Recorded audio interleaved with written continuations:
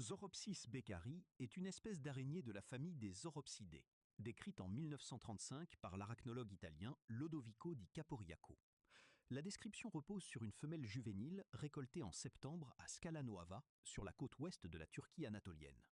Le matériel type est donc particulièrement limité, puisqu'il ne s'agit pas d'un individu adulte sexuellement mature.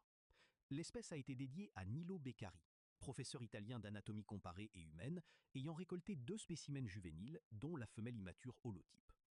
Les données historiques associées à cette collecte restent fragmentaires, mais elles proviennent vraisemblablement de campagnes de récolte naturalistes réalisées en Anatolie occidentale au début du XXe siècle, période durant laquelle plusieurs expéditions italiennes ont documenté la faune méditerranéenne et proche-orientale.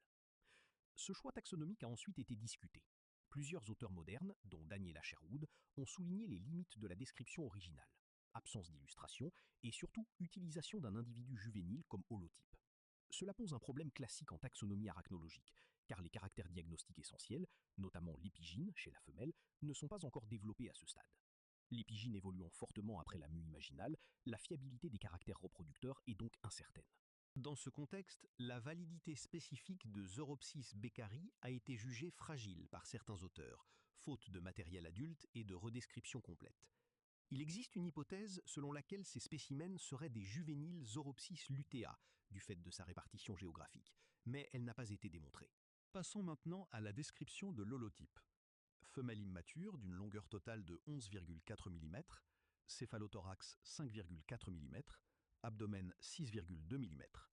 Longueur des pattes, paire 1 14 mm, paire 2 12,4 mm, paire 3 9,2 mm, paire 4 18,75 mm.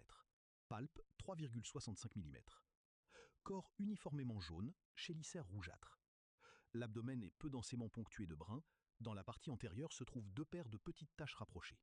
Plus en arrière, une autre paire de taches rapprochées est présente.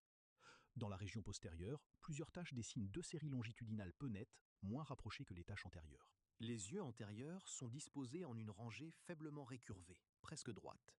Les yeux antérieurs médians sont séparés entre eux et des yeux postérieurs médians par une distance légèrement inférieure à leur diamètre, d'environ 1/3, et des yeux antérieurs latéraux par une distance équivalente à environ 1/3 de leur diamètre.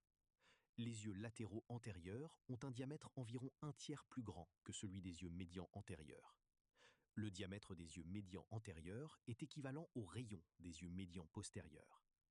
Les yeux postérieurs médians sont séparés entre eux par une distance équivalente à environ la moitié de leur rayon, et des yeux postérieurs latéraux par une distance à peine supérieure.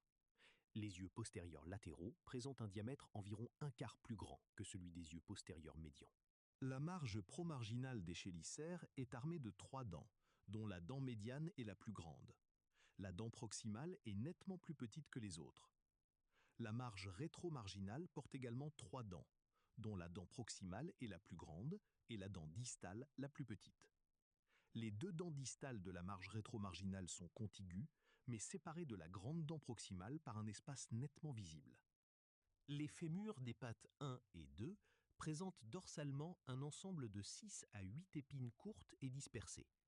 Sur le fémur de la première paire, on observe en plus une épine interne unique, plus longue et plus robuste que les autres. Les fémurs des pattes 3 et 4 portent une armature dorsale plus structurée, une rangée médiane composée de 3 épines, flanquée de chaque côté d'une série latéro-dorsale de 2 à 3 épines. Les épines distales de ces séries sont situées en position terminale sur le segment. Les patelles sont dépourvues d'épines. Les tibias de toutes les pattes sont armés de 2 séries principales. Une série ventrale d'épines longues et robustes, les plus proximales étant les plus développées, et une série latérale d'épines plus courtes. Le nombre d'épines ventrales est de 6 sur les paires 1 et 2 et de 3 sur les paires 3 et 4. Les séries latérales comptent respectivement 4 épines sur la première paire, 3 sur la deuxième et 2 sur les troisième et quatrième paires.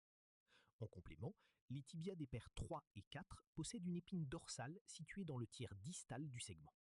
Les métatarses des pattes 1 et 2 portent de chaque côté une série ventrale de 4 épines et une série latéro-ventrale de 2 épines, les 2 séries étant très rapprochées. Les épines sont longues et robustes. Les métatarses des pattes 3 et 4 portent de chaque côté une série ventrale de 3 épines, assez longue, ainsi qu'une série latérale comportant 2 épines sur la 3e paire et 3 sur la 4e.